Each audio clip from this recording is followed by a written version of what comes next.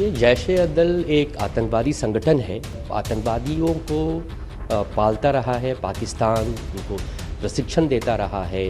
ये जैश-ए-दल एक आतंकवादी संगठन है जो पाकिस्तान के सॉइल से ईरान के अगेंस्ट हमेशा से ऑपरेट करता रहा है।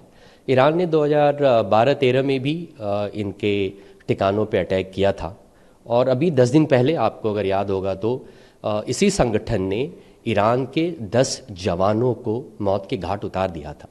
तो ईरान के पास अपने सॉवरेंटी को, अपने सिटीजन्स को, अपने फ़ौज को सुरक्षित रखने के अधिकार हैं और उसी अधिकार का उपयोग करते हुए उन्होंने कल रात को पाकिस्तान के बलूचिस्तान प्रोविंस में उन ठिकानों को जहां ये जैश-ए-दल के आतंकवादी छिपे थे या उनके घर थे, उस पर अटैक हुआ है। ये आतंकवादियों को पालता रहा है पाकिस्तान, अपनी धरती का उपयोग करने की इजाज़त देता रहा है, उनको प्रशिक्षण देता रहा है पाकिस्तान। ये होना ही था एक दिन। पहले भी अमेरिका ने जब उस पर अटैक किया था, उन्होंने डिनाई करते रह गए कि हमारे यहाँ उसामा बिन लादेन नहीं है। अंतिम में उसामा बिन लादेन एबोटाबाद में मिले।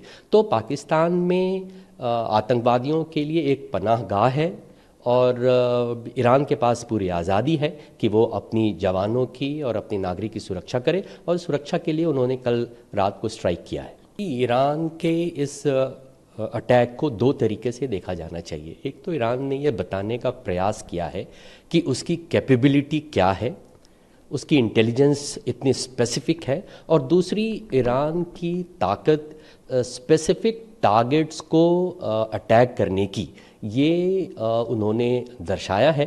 और पाकिस्तानी को ये समझना चाहिए कि अगर वो आतंकवादियों का समर्थन करते रहेंगे, अपनी धरती का इस्तेमाल आतंकवादी गतिविधियों के लिए दूसरे देश में अटैक लॉन्च करने के लिए अगर इस्तेमाल करने की इजाज़त देते रहेंगे, तो उनको इनका खामियाजा भुगतना पड़ेगा। कल पाकिस्तान के जो केयर टेकर प्राइम मिनिस्टर हैं, वो ईरान के विदेश मंत्री से स्विट्ज़रलैंड में मिल रहे थे जिस समय ये अटैक हुआ। क्या पाकिस्तान के केयर टेकर जो प्राइम मिनिस्टर हैं, उनको इस बात की जानकारी नहीं थी, या उनकी पूरी जानकारी में यह हुआ है? यह एक देखने का विषय है। सॉवरेंटी पे अटैक है या नहीं है, यह समय बताएगा। अभी तक पाकिस्तानी डिफेंस मिनिस्टर की तरफ से या उनकी मिनिस्ट्री की तरफ से कोई बयान नहीं आया है। उनकी जो एंटी मिसाइल डिफेंस सिस्टम है वो क्या कर रही थी, पाकिस्तानी मिलिट्री को इतना समय क्यों लगा, अभी तक उन्होंने कोई स्टेटमेंट नहीं दिया है।